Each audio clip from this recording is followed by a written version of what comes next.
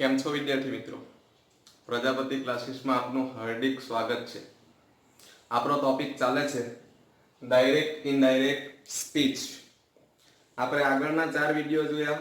Direct કોને કહેવાય, indirect કોને કહેવાય, ત્યાર પછી ડાયરેક્ટમાં ઇનડાયરેક્ટમાં ફેરવતી વખતે કેટલા મુખ્ય ભાગો, તો કે ભાઈ change of pronoun, change of tense અને ચેન્જ ઓફ નિયરનેસ વર્ડ્સ. એમાં આપણે બે વસ્તુ શીખી લીધી, ચેન્જ ઓફ પ્રોનાઉન અને લાસ્ટ લેક્ચરમાં શીખ્યું ચેન્જ ઓફ ટેન્સ. અને લાસ્ટ લેક્ચરમાં આપણે ચેન્જ ઓફ ટેન્સમાં એક સેન્ટેન્સ કરાવેલું અને પછીના કંઈક બે બાકી હતા. તો પહેલા તો ફરીથી ચેન્જ ઓફ ટેન્સ રિમાઇન્ડ કરાવી દઉં. પછીનો ત્રીજો વિભાગ છે ચેન્જ ઓફ નિયરનેસ વર્ડ્સ. હવે તમારે ત્રણ વસ્તુ તૈયાર કરી દેવાનું, change of pronoun, change of tense અને ચેન્જ ઓફ નિયરનેસ વર્ડ્સ. આ ત્રણ વસ્તુ આવડી ગઈ એટલે એવું સમજી લો કે ડાયરેક્ટ ઇનડાયરેક્ટ તમને સમજ પડી જશે અને પૂરેપૂરું આવડી જશે, ગેરંટી છે. પરંતુ એના માટે આ ત્રણ વસ્તુ આવડવી જરૂરી છે. લાસ્ટમાં આપણે જોઈ લો, એક સેન્ટેન્સ મેં કરાવેલું, બે સેન્ટેન્સ એમ જ મૂકેલા. કદાચ તમે લેસન કરી લીધું હશે. હવે ચેક કરી લો, હું તમને ચેક કરાવી દઉં. અંશ said to once ખુશી is working hard. તો આપણને ખબર જ છે કે said to ના બદલે told મુકાય, તો અંશ told. વંશ નો વંશ, કારણ કે બોલનાર અને સાંભળનારમાં કોઈ ફેરફાર થતો નથી. સંયોજક તરીકે શું મૂક્યો? that. ખુશીનો ખુશી. જો અહીંયા કયો ટેન્સ છે? તો કોઈ પ્રેઝન્ટ કન્ટિન્યુઅસ, ચાલુ વર્તમાનકાળ છે એની સર વત્તા ing. આ તમને આઈડેન્ટિફાઈ કરતા આવડવું જોઈએ. એટલે કે મેં જે ટેન્સના 7 નિયમો લખાવેલા છે એ તમને આવડવા જોઈએ. તો અહીંયા is working છે તો પ્રેઝન્ટ કન્ટિન્યુઅસ છે, એટલે એનો મતલબ એવો કે જો એને ઇનડાયરેક્ટ માં ફેરવીએ તો તમારે સામા કરવું પડશે, તો કે પાસ્ટ કન્ટિન્યુઅસ. તો ખુશી પાસ્ટ કન્ટિન્યુઅસ એટલે was કે were પ્લસ ing. હવે ખુશી છે, ખુશી સાથે શું લાગ્યું? was. વર્કિંગ હાર્ડ અને છેલ્લે શું આવે? Full stop. કારણ કે આપણને ખબર છે કે ડાયરેક્ટ ઇનડાયરેક્ટ માં કોમા ઇન્વર્ટેડ કોમા બધું નીકળી જાય. ઓકે, તમારું વાક્ય ચેક કરી લેજો નોટમાં, સાચું છે કે ખોટું. એના પછીનું સેન્ટેન્સ છે the teacher said to us Raj got the first prize. હવે અહીંયા ફૂલ સ્ટોપ આવ્યો એટલે આપણને ખબર છે કે ટોલ ને ધેટ મૂકવાનું. બોલનાર અને સાંભળનારમાં કોઈ ફેરફાર થવાનો નથી, એટલે કે the teacher said to ના બદલે શું મૂક્યો? told. સંયોજક તરીકે શું મૂક્યો? that. the teacher told us. us નું us જ મૂક્યું, પછી સંયોજક તરીકે શું મૂક્યો? that. હવે રાજ ત્રીજો પુરુષ છે, ત્રીજો પુરુષમાં તો આપણને ખબર જ છે કે નો ચેન્જ, એટલે રાજનો રાજ. હવે અહીંયા ટેન્સ જુઓ, કયા ટેન્સનું વાક્ય છે ડાયરેક્ટ સ્પીચમાં? તો ભાઈ સિમ્પલ પાસ્ટ છે, સાદો ભૂતકાળ છે. તો સાદા ભૂતકાળને સામા ફેરવવાનું? તો કે ભાઈ પૂર્ણ ભૂતકાળ. તો પૂર્ણ ભૂતકાળની વાક્ય રચના શું? તો કે ભાઈ had પ્લસ પાસ્ટ પાર્ટિસિપલ. એટલે રાજ ગોટ નો પાસ્ટ પાર્ટિસિપલ શું થાય? gotten. એટલે રાજ પછી had મુકાયું, had gotten the first prize. આ રીતે સેન્ટેન્સ બને. આ ચેક કરી લેજો. હવે નેક્સ્ટ ટોપિક પર જઈએ છીએ આપણે, ચેન્જ ઓફ નિયરનેસ વર્ડ્સ. નજીકતા દર્શક શબ્દોમાં ફેરફાર. હવે આ શબ્દો એવા છે કે આ આપેલું છે લિસ્ટ, તમારે ગોખી લેવાનું છે. જો આવેલા હોય વાક્યમાં તો ફેરફાર કરવાનો, નહીં આવેલા હોય તો કોઈ ફેરફાર કરવાનો નથી. બીજું, આ સેન્ટેન્સમાં એવું યાદ રાખવાનું કે અહીંયા મેં નોટ કરેલી છે ઉલટ ફેરફાર થતો નથી. એટલે કે ધીસ આપેલું હોય તો તમે ઇનડાયરેક્ટ માં ફેરવો તો ધેટ કરી દેવાનું, પણ જો ધેટ આપેલું હોય તો ધીસ થતું નથી. એ ખાસ ધ્યાન રાખવાનું. એટલે કે જો પહેલો શબ્દ છે, આ એક લિસ્ટ તમારે નોટમાં લખી દેવાનું છે, નોટ પેન સાથે રાખજો. ચેન્જ ઓફ પ્રોનાઉન લખાઈ ગયો હશે, ચેન્જ ઓફ ટેન્સ લખાઈ ગયો હશે અને આના પછી લખવાનું છે ચેન્જ ઓફ નિયરનેસ વર્ડ્સ. પછી તમને બે સ્ટેપ શીખવી, સ્ટેપ 1 અને સ્ટેપ 2. સ્ટેપ 1 જે છે એની exam point of view value 0% છે. સ્ટેપ 2 જે શીખવીશ એની એક્ઝામ પોઈન્ટ ઓફ વેલ્યુ 50% છે અને સ્ટેપ 3 એ 100% ઇમ્પોર્ટન્ટ છે. એટલે જસ્ટ પહેલા આ સમજી લો, આ સમજ પડશે તો જ તમને પહેલા સ્ટેપમાં સમજ પડશે. હવે ધીસ આપેલું છે, જો એને ઇનડાયરેક્ટ માં કરવાનું હોય તો ધીસ નું શું થશે? that. Very good. ધીસ આપેલું હોય તો તેના પછી શું થશે? those. આ તમારે તૈયાર આખો કોષ્ટક કરી લેવાનો છે. here આવેલું હોય તો there, પણ there જો આપેલું હોય તો here થતું નથી. નાવ જસ્ટ નાવ આવેલું હોય તો ધેન, ટુડે આવેલું હોય તો ધેટ ડે, ટુનાઇટ આપેલું હોય તો ધેટ નાઇટ, યસ્ટરડે હોય તો ધ પ્રીવિયસ ડે, અથવા તો તમે ધ ડે બિફોર લખો તો પણ ચાલે, બેમાંથી કોઈ પણ એક. અગો આપેલું હોય તો બિફોર, થસ આપેલું હોય તો સો, લાસ્ટ વીક મંથ યર આપેલું હોય તો લાસ્ટ નું ધ પ્રીવિયસ, પછી વીક નું વીક, લાસ્ટ મંથ આપેલું હોય તો the previous month, last year આપેલું હોય તો ધ પ્રીવિયસ યર. એ જ રીતે લાસ્ટ એકલું આવેલું હોય તો ધ પ્રીવિયસ, ટુમોરો આવેલું હોય તો ધ નેક્સ્ટ ડે અથવા તો ધ ફોલોવિંગ ડે, નેક્સ્ટ આપેલું હોય તો the following, next week month year હોય તો ધ ફોલોવિંગ વીક મંથ અથવા તો યર. કમ નો કમ જો બોલનાર માટે વપરાયું હોય તો, કમ નો ગો સાંભળનાર માટે વપરાયું હોય તો, એ જ રીતે એમિઝાર આપેલું હોય તો વોસ્કેવેર આપેલું હોય તો હેડ બીન. ડુ નોટ કે ડઝ નોટ આપેલું હોય તો ડીડ નોટ કરવાનું, અને તમને ખબર જ છે કે ડુ ડઝ કે ડીડ સાથે હંમેશા કયું રૂપ મુકાય? મૂળ રૂપ. અને ડીડ નોટ આપેલું હોય તો તમારે had not plus past participle, એટલે કે ડીડ નોટ સાથે મૂળ રૂપ આવે, પણ ડીડ નોટ આવેલું હોય તો તમે ઇનડાયરેક્ટ માં ફેરવો એટલે શું થઈ જશે? Had not. બરાબર, હેડ નોટ સાથે હંમેશા કયું રૂપ મુકાય? તો પાસ્ટ પાર્ટિસિપલ. અને અહીંયા નોટ કરેલી છે મેં, ઉલટ ફેરફાર થતો નથી. આટલું લિસ્ટ તમે તમારી નોટમાં લખી દેશો. બરાબર, આ નોટમાં લખો. એના પછી સ્ટેપ 1 અને સ્ટેપ 2 જોઈએ છે, અને પછી સ્ટેપ 3 પર જઈશું.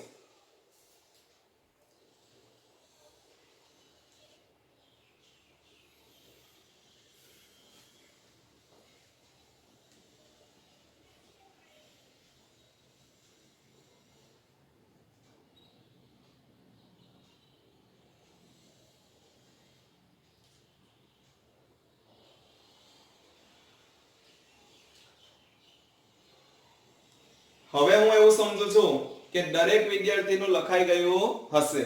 તો હવે આપણે સ્ટેપ 1 ઉપર જઈએ.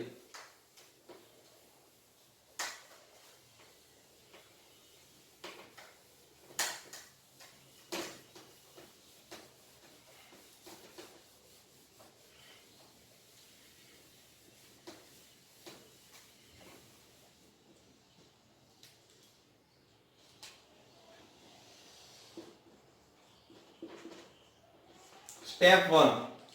તો સ્ટેપ 1 માં જો રિપોર્ટિંગ વર્બ વર્તમાન કાળ કે ભવિષ્યકાળમાં આવેલું હોય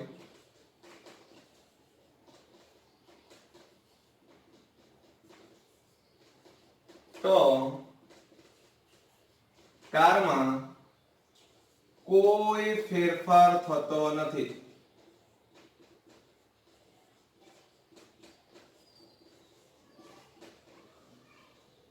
માત્ર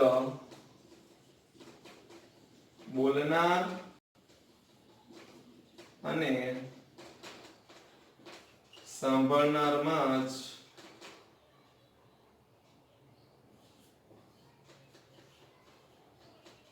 ફેરફાર થાય છે. સ્ટેપ 1 બરાબર સમજજો. સ્ટેપ 1 ની વેલ્યુ 0 છે, પણ ડાયરેક્ટ ઇનડાયરેક્ટ સ્પીચ શીખો એટલે તમને એટલી ખબર હોવી જોઈએ કે જો રિપોર્ટિંગ વર્બ, હવે રિપોર્ટિંગ વર્બ આવ્યો એટલે તમારા માઇન્ડમાં એક વસ્તુ આવવી જોઈએ. રિપોર્ટિંગ વર્બ કોને કહેવાય? વેરી ગુડ, કે ભાઈ બોલનાર અને સાંભળનાર એની વચ્ચે જે શબ્દ આવે છે સેડ ટુ, સેઝ ટુ, તો એ બધા શું કહેવાય? Reporting verb. અને જો રિપોર્ટિંગ વર્બ વર્તમાન કાળ કે ભવિષ્યકાળમાં આવેલું હોય, આપણે જે સેડ અને સેડ ના બદલે ટોલ મૂકતા હતા એ ભૂતકાળનું કહેવાય. પણ જો વર્તમાન કાળ કે ભવિષ્યકાળમાં આવેલું હોય તો કાળમાં કોઈ ફેરફાર થતો નથી. એટલે કે આ નિયમ એવું કહેવા માંગે છે કે મેં જે અત્યારે ચેન્જ ઓફ ટેન્સ ના 7 નિયમ લખાવ્યા કે સાદો વર્તમાન કાળ હોય તો સાદો ભૂતકાળ કરવાનું, ચાલુ વર્તમાન કાળ હોય કે ચાલુ ભૂતકાળ કરવાનું, પણ જો રિપોર્ટિંગ પર વર્તમાન કાળ કે ભવિષ્યકાળમાં આવેલું હોય તો આ 7 નિયમ લાગુ પડતા નથી. પરીક્ષામાં તમને આ પૂછાવાનું નથી, ફક્ત જાણ માટે, બરાબર, નોલેજ માટે આ વસ્તુ જરૂરી છે, એટલે સ્ટેપ 1 તમને સમજાવું છું. તો કે ભાઈ વર્તમાન કાળમાં કયા કયા આવી શકે? તો કે ભાઈ સે. બીજું શું આવી શકે? સેસ.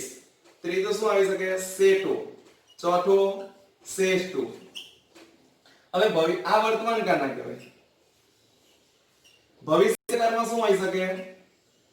તો કે ભાઈ સે હોય તો આગળ શું લાગી ગયેલું હોય? will. ધારો કે અહીંયા એવું હોય will says to, will say to, will says, તો આ બધા શાના થઈ ગયા? તો કે ભાઈ ફ્યુચર ટેન્સ, ભવિષ્યકાળના. હવે જુઓ, જો સે આવેલું હોય તો ઇનડાયરેક્ટ માં સેજ મૂકવાનું છે. જો સેજ આવેલું હોય તો સેજ નું સેજ. જો સે ટુ આવેલું હોય તો ટેલ. જો સેજ ટુ આવેલું હોય તો ટેલ્સ. હવે અહીંયા will say છે તો will નું will અને say છે say નું શું થાય છે? say નું say થાય છે. સપોઝ અહીંયા will says ટુ આવેલું છે તો will નું will says ટુ હોય તો says ટુ નું શું થાય છે? tells. તો will tells. સપોઝ અહીંયા એવું હતું કે shall says તો shall નું shall says નું says. એટલે કે વર્તમાન કાળ કે ભવિષ્ય કાળમાં આવેલું હોય તો કાળમાં કોઈ ફેરફાર થતો નથી, એટલે કે 7 નિયમ લાગતા નથી. હું તમને એક્ઝામ્પલ સમજાવું છું. જો એક એક્ઝામ્પલ, ધારો કે હું એક સેન્ટેન્સ લખું,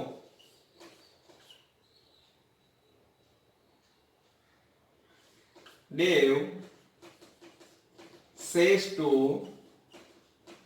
Rohit, you are my sister. Second sentence લખું, Ashok says I have an umbrella. હવે તમારે આ સેન્ટેન્સ વાંચો એટલે જો આ રિપોર્ટિંગ વર્બ શું છે? તો કે ભાઈ રિપોર્ટિંગ વર્બ વર્તમાન કાળમાં છે અથવા તો ભવિષ્ય કાળમાં આવેલું હોય. જો રિપોર્ટિંગ વર્બ વર્તમાન કાળ કે ભવિષ્ય કાળમાં આવેલું હોય એટલે તમારે અહીંયા કાળમાં કોઈ ફેરફાર કરવાનો નથી. જો આ સેન્ટેન્સ બનાવું તો દેવનું દેવ says to છે, says to ના બદલે શું મુકાય? else. અહીંયા એક પોઈન્ટ લખી મૂકજો, સંયોજક તરીકે that જ મૂકવાનું. સંયોજક તરીકે that મૂકવું. દેવ says to ના બદલે અહીંયા says to જોયો, says to ના બદલે શું મુકાય છે? tells. અહીંયા શું મુકાય? સાંભળનારનો સાંભળનાર, કોમા ઇન્વર્ટેડ કોમા નીકળી જાય, એની જગ્યાએ શું મુકાઈ ગયું? that. હવે તો તમારી સ્થિર આવી ગઈ હશે. you એટલે કયો પુરુષ? તો ભાઈ you એટલે કયો પુરુષ? બીજો. Very good. બીજો પુરુષ હોય તો કોને જોવાનું? તો ભાઈ સાંભળનાર. વાક્યમાં સાંભળનાર કોણ છે? રોહિત. એટલે you નું શું થઈ જશે? સી. હવે તમને એમ થતું હશે કે એમિસા આવેલો એટલે વોસ કે વેર કરવાનું, પણ અહીંયા નહીં થાય. કેમ ના થાય? તો ભાઈ એટલા માટે ના થાય કે અહીંયા રિપોર્ટિંગ વર્બ શામાં છે? તો ભાઈ વર્તમાન કાળ કે ભવિષ્ય કાળમાં આવેલું હોય તો અહીંયા કાળમાં કોઈ ચેન્જ થતું નથી. એટલે કે અહીંયા વર્તમાન કાળ આવેલો છે તો અહીંયા વર્તમાન કાળ જ રહે. સી સાથે આર નહીં લાગે એટલે આપણે શું મૂકવું પડશે? is. માય આવ્યું, આઈ મી માય. કયો પુરુષ? તો કે પ્રથમ. પ્રથમ પુરુષ એટલે કોને જોવું પડે? બોલનાર. બોલનાર કોણ છે? દેવ. દેવ એટલે હી. બરાબર. આઈ મી માય કોષ્ટક મોડે હોવો જોઈએ. હવે દેવ એટલે હી તો હી him his એટલે અહીંયા શું થઈ જશે? his sister. જો અહીંયા કાળમાં કોઈ ફેરફાર થયો નથી. આ ફક્ત નોલેજ માટે જ છે, પરંતુ ડાયરેક્ટ ઇનડાયરેક્ટ સ્પીચ શીખે એટલે જાણવું જરૂરી છે અને એટલા માટે આ તમને એક સ્ટેપ કરાવેલો છે. તમે જ્યારે નોટમાં લખો ત્યારે આ લખી લેવાનું સ્ટેપ 1, આ લાઈન લખી લેવાની, અહીંયા જે લખાવેલું છે તે, અને એક્ઝામ્પલ. બીજું જુઓ, અશોક says છે તો says નો says, તો અશોક says સંયોજક તરીકે that. અહીંયા શું છે? I. I એટલે કયો પુરુષ? તો કે પ્રથમ. પ્રથમ પુરુષ એટલે કોને જોવાનું? બોલનાર. બોલનાર કોણ છે? અશોક. અશોક છે એટલે I નું શું થઈ જશે? he. અહીંયા એમ જોવા જઈએ તો have નું had થઈ જાય, પણ અહીંયા ફેરફાર ના થાય. કેમ? તો ભાઈ અહીંયા જોઈ લેવાનું, અહીંયા રિપોર્ટિંગ વર્બ શાનું છે? તો ભાઈ વર્તમાન કાળનું છે. તો he સાથે has લાગે કોઈ દિવસ? નહીં લાગે. તો he સાથે શું લાગશે? has an umbrella. આપણને ખબર જ છે કે he, she અને it એની સાથે has લાગે, બાકી બધા સાથે have. અહીંયા I હતું એટલે have આપેલું, પણ I નું તો આપણે અશોક એટલે શું થઈ ગયું? he. એટલે he સાથે have કોઈ દિવસ મુકાય નહીં, એટલે he સાથે શું મુકાય? has. એટલે આપણે પણ શું મૂક્યું? has. સમજ પડી? ઓકે, આ તમે તમારા નોટબુકમાં નોટ કરી લેજો.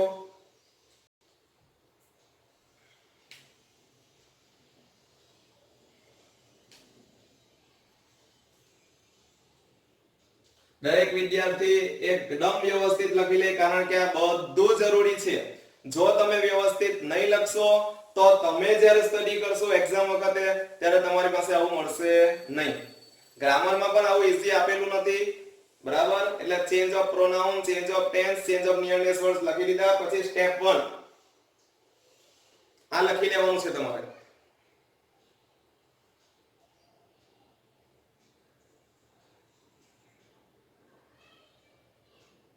ચાલો હવે આપણે નેક્સ્ટ જઈએ. Next step 2.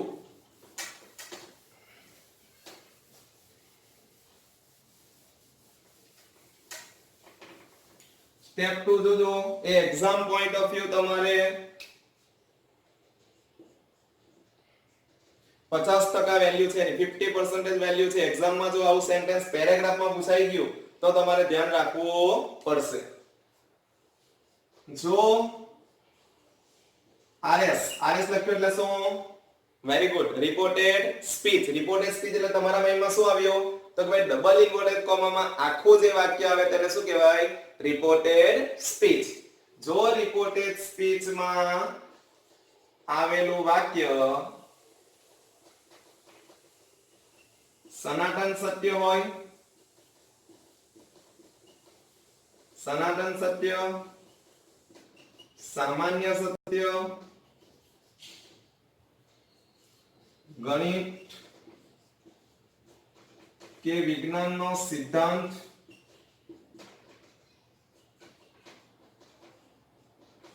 અથવા કહેવત આવેલી હોય તો પણ કારમાં કોઈ ફેરફાર થતો નથી.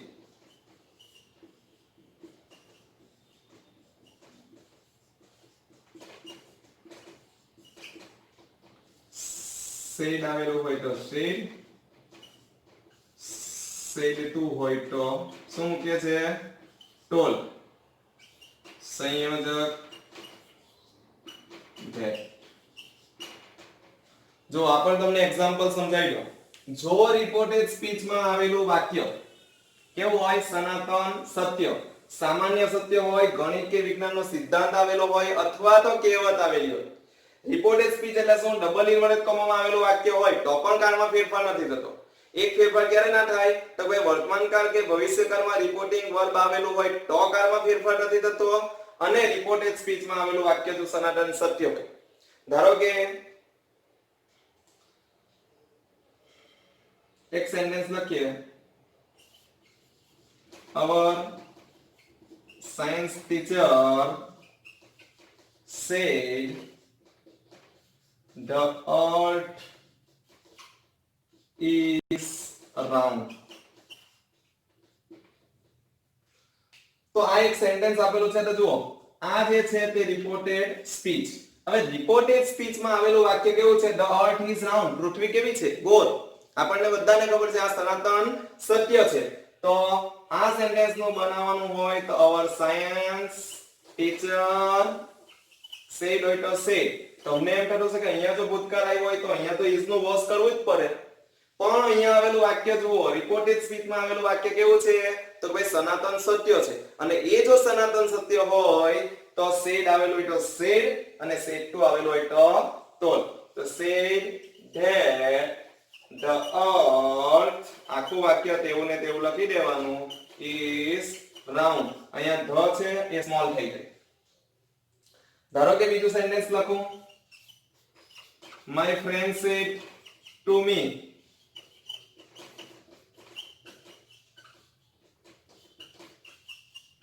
honesty is the best policy.